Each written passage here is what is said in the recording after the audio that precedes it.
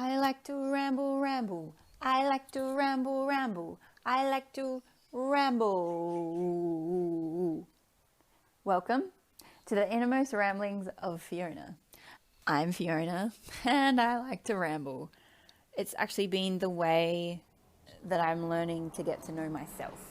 I started voice memoing myself and feeling my truth as I speak. Like, does that feel good in my body? That's not quite right. I'll keep talking and then feeling, oh wow, yeah, that is not. So this is where I ramble and process whatever is alive, whatever is staring in me in any given moment, and invite you to listen. Maybe you find some identification. Maybe you're like, yeah, that makes sense. Or maybe you're like, what? That's not my truth. And I hope that you'd seek out your truth as you listen. Listen to your body, listen to your responses, and maybe even do a little rambling of your own. Thanks for joining me. Hope you enjoy. Before we jump in, this podcast is being recorded a couple days before a retreat, and I do mention the retreat or the immersion throughout my share, but I just wanted to say that, or give some context, like a lot of this stuff has been historical in coming up for me whenever I go anywhere, like the terror and the anticipation and the avoiding packing and the controlling and the numbing out and the etc. So I guess this is just my check-in so that I can sit with the intentions and the anticipation and reflect later. This is a capture a moment in time on my journey, as all of these things are. But all of these voice memos, all of these reflections are because, yeah, they can only capture who I know myself to be in this moment. And I guess it's part of exploring the process. Well, hello. Realizing there's this performer part that feels like I need to have the answers before I make a voice memo, which then turns into a podcast. But the point of me doing this is I work out what my answer, what my truth, what it feels like in my body as I talk. That is the point.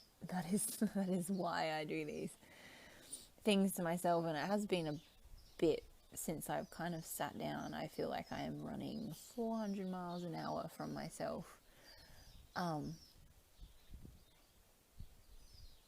More than that though, I'm realizing I have been living at this breakneck speed for a lot longer than I have realized. Like this is my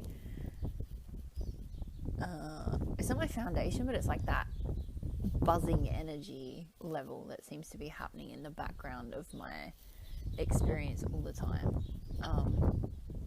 It's that glass ceiling, although when I see it in my mind's eye, it's not high, it's actually this center around my center. I often feel like I don't have access to myself. Because there's just this layer of panic and manic and doing and constant and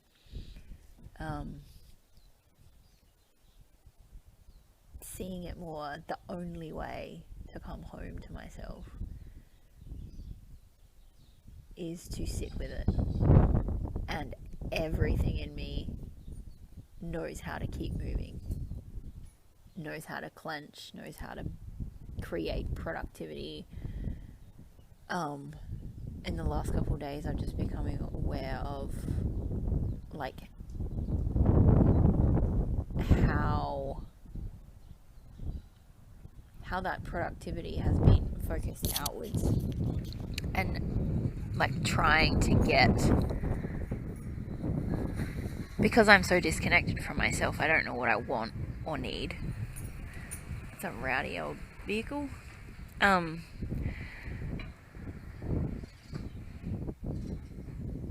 And so I've just been focusing outward. And I'm preparing to go on a retreat for 7 days, 6 nights. And I've had the sense that it's life before, life after, one of those, like, I will not be the same afterwards.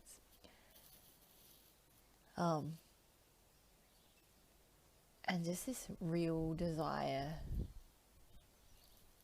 to let go like I have never let go before. But also this terror of what that means, like what that means I have to sit within myself. I just really like sitting with this morning, like what is my intention, and realizing how often I look to someone else to have my answers, and no one else can have my answers. And sitting with the energy and what that feels like when I am in my body, when I'm in my truth, when I'm in my person, in my soul, it feels very different to when I'm just going through motions. Programs, conditioning, whatever you want to call it, like this way of being in the world, knowing that if I say the right things or do the right things or show up in a particular way, the teacher will approve. And that has always been my goal. And I didn't know that.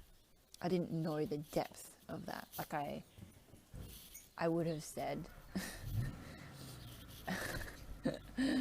welcome to the world of recording.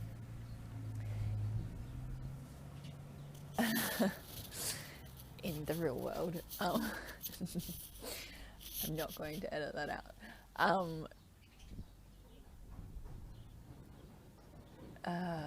Train of thought. Where was we going? Yeah, so I guess I didn't realize how often I was not in my body, not in my power, not, I don't know if power is the right word, but just like completely bypassing me, completely bypassing my own heart and my own truth and my own soul. And I mean, there are 1,000 reasons why that is. And as I come to this humanity retreat, or immersion, as they're calling it, that is what I'm seeing. I'm seeing this part of me that shows up and knows how to say the right things and do the right things, and has masked herself. And I'm seeing this other part that's like terrified of feeling the panic and the whatever is in there. Like I'm really having trouble staying with it at the moment. I will come back to that thought. And I'm seeing this other part of me that's like able. She knows. I had this sense the other day that I've been longing to come home to myself for so long, and realizing that I projected it to be this really far off, distant place, possibly outside of me, but it's inside. Like it's in me. It's in my depths. It's in my being. And that this is perhaps what people talk about when they talk about self-love. Like, it's not an outside thing. And it's not something I have to learn. It's something already there. There's just all these other layers of terror and discomfort and shame and panic.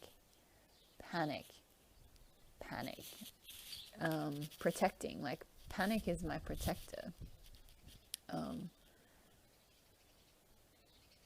And I'm noticing how much, like, we were invited to engage in a juice fast, and it's actually, I've been craving carrot juice. Like, a couple of weeks ago, I was like, I really want to do like just a juice fast, but I didn't, because of the panic, and I didn't realize that at the time.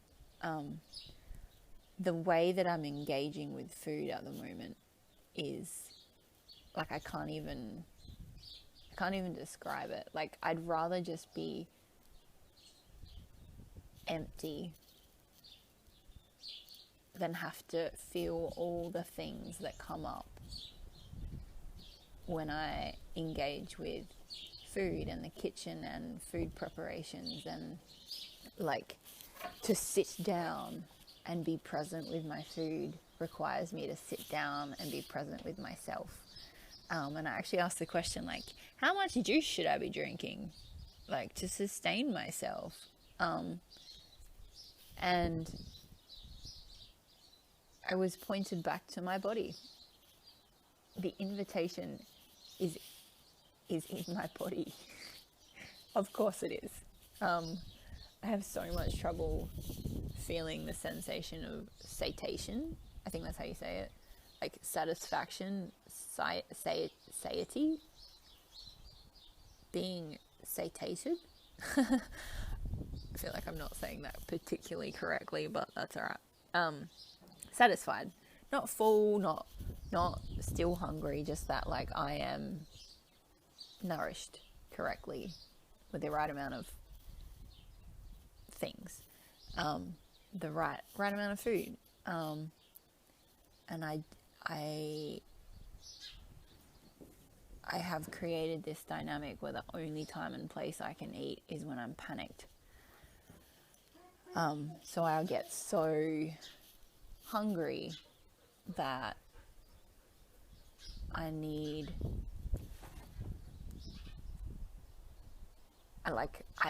start panicking because I'm dizzy. And I have little self-control. I just was reading some stuff about juice fasting, and it's like, juice is so nutrient dense, and that's why it's such a juice cleansing. Juice is so nutrient dense that it really, like, it's about nourishing my body. It's about giving my body enough. And if I'm not feeding my body enough, I just get grabby and start looking for foods that don't make me feel very good or disconnect me from myself. And there's been some pretty big energetic shifts. I am bleeding for the first time in a while, and just had these connections around why I removed that particular energy from my body, and a couple of days later I'm bleeding. Like, that is massive. And I feel like that's coming as I'm realizing, like, I am a feeling being. My one of the things in my human design is that I feel things, I sense things. I have that ability to feel intuitively. And that, and I'm getting to know energy better. Like, I'm getting to know what my energy is, and I'm getting to know, I can see it moving way more. Like, it's like, I mean, I've seen it multiple times, but the access to my mind's eye and the way that my mind's eye experiences energy is shifting as well. And that's really huge, really important. But this food thing, and there is still quite a level of shame speaking about this. Like, why don't you just eat your food? But to slow down and really chew my juice. Because, yeah, like, chewing helps the digestion, so I'm absorbing more. I have lived, again, breakneck speed, 400 miles an hour, disconnected from my body, disconnected from my food consumption. And I've worked really hard to be able to sit down at a table and not have any distractions, just be me and my food, no screen, nothing to read or do, or like do in between bites. And I got there, but I also lost it again, and there was quite a lot of ritual around that. And I was still, like, it would still take me over an hour of being like, I think I'm hungry, to then feed myself.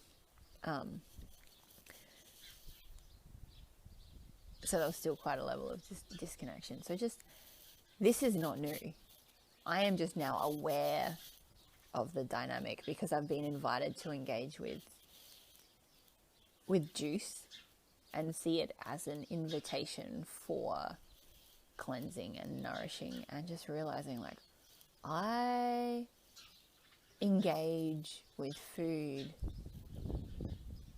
almost to punish myself.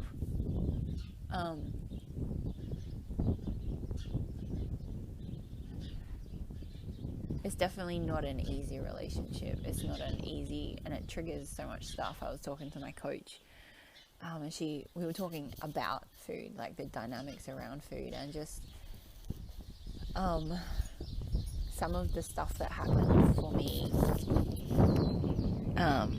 around food growing up, the responsibility that I felt to cater for the rest of the family when things were tough in our home. I guess that was my sense of control. It was also asked of me on particular occasions, and I just assumed that it was my job to do. Without oversharing other people's stories. I guess that's as much as I can share, but just seeing those connections and seeing how food is not the issue. None of it is. Like, I am noticing how much I check my screen as well. I'm slowly weaning myself off that, as in, the invitation was to be off my screen more. And like, I love these invitations because nobody's checking up on me, and they're things I wanted to do anyway. And there is this part of me that's like, oh, look at me, I'm going to do this amazing. I'm going to like stick to this and do it and be the best at it. But that's not what it's about. Like, even noticing that is my desire, my tendency, I want to prove myself worthy of attention and admiration and maybe love by doing and engaging in practices or what I've been told to do. Like, can you please just give me an A because that'll make me a better person? But if I do not know that from within my being, it doesn't matter. It's just one more thing to carry around as an expectation. Like, accolades have always felt like just more pressure to perform more.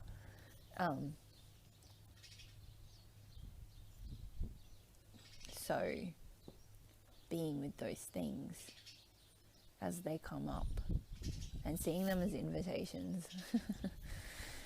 The thing I'm noticing about my panic is that it means I don't do anything. Like, I just sit and sit and sit. There's a lot of indecisiveness. Or I just write myself a list and I start at the top of the list and I'm like, all right, what needs me to do it? What needs me? In the external world, like, somehow ticking off all the things, all the boxes, will create this sense of being able to finally land. And I know from experience that's not how it works. And yet I don't quite have the tools. I think it's because I feel so much discomfort around feeling any sensations that are uncomfortable that before I even know consciously what's going on, I've lost myself. I've disappeared from myself. I don't have access. Like, the knowing comes and goes. And when I'm in the knowing, what I mostly feel is like, okay, I know I have unmet needs. That's why I'm behaving the way that I am, the way that I'm reacting the way that I am, the way that I'm engaging with the world and myself the way that I am, but I don't know how to access what I actually need. Again, my coach was like, well, if you know you have unmet needs, why don't you just, like, I'm so exhausted. So exhausted. And any little thing can tip me over the edge. But I present quite well. As in, I can articulate still, I can write myself a list and do most of those things. But what's going on inside of me is just this utter, like, please stop. But the stopping, the actual stopping, like, maybe that is the need. But to give myself that need, to give myself that permission, I guess that comes back to, like, that part of myself that's like, no one else can give that to me. I am the only one. I am the only one. But what do I need? Like, maybe that is the point. Like, I feel like it should be a big need that's nameable, that I can be like, okay, and now I go and do X, Y, and Z. Ah, right. I want my need to be in X, Y, and Z in the external world. Right. And this is why we talk about it.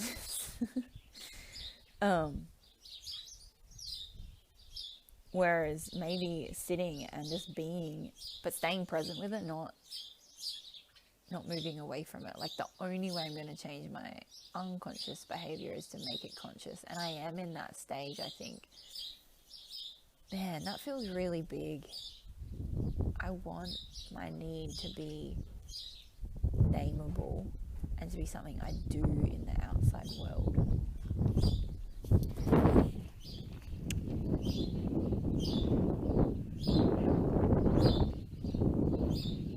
I want my need to be a quick fix. I want my need to be and involve more doing, not less doing. More, what I really need from myself, is my whole self, is my attention and my permission to feel whatever I'm feeling without needing to fix it or move away from it or write a list of 3 steps to change it, or 10 steps or whatever. And that feels almost insurmountable. Why does that feel almost insurmountable? Because staying with panic and letting panic just be panic and not using that energy to create something or do something or make motion or earn something from or for myself in the physical world. Again, this whole external focus for so long, all my life maybe, huge.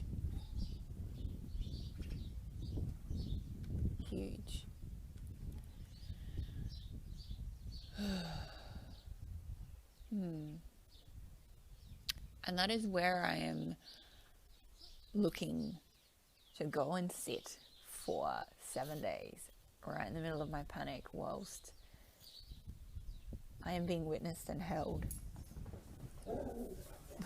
by other people, with other people. And that terrifies me also, because these are the parts that I perceived would get me rejected.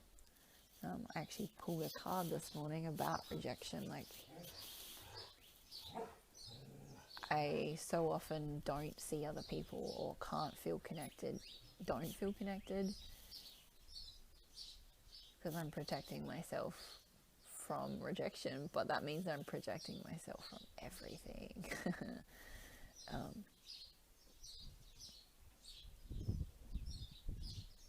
Often as if just how I was okay.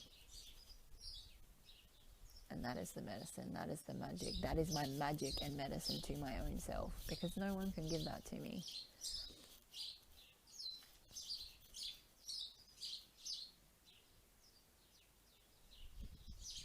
And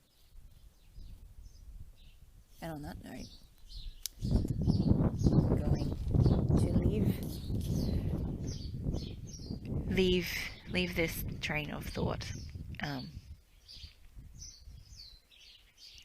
I will see you on the other side of my retreat, my immersion.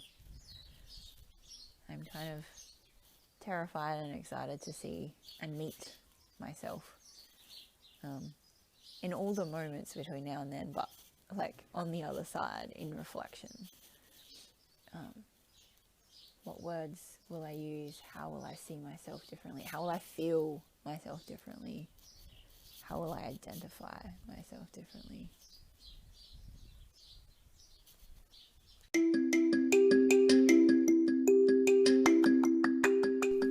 And there you have it, folks.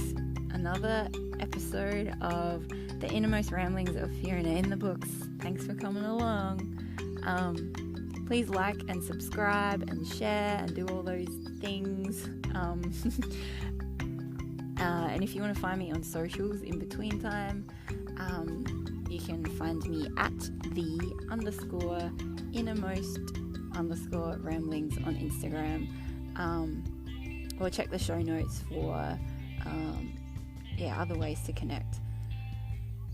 Until next time, have a brilliant, beautiful day, night, evening, morning, wherever you are in the world, whenever you're listening to this. From my heart to yours. Bye.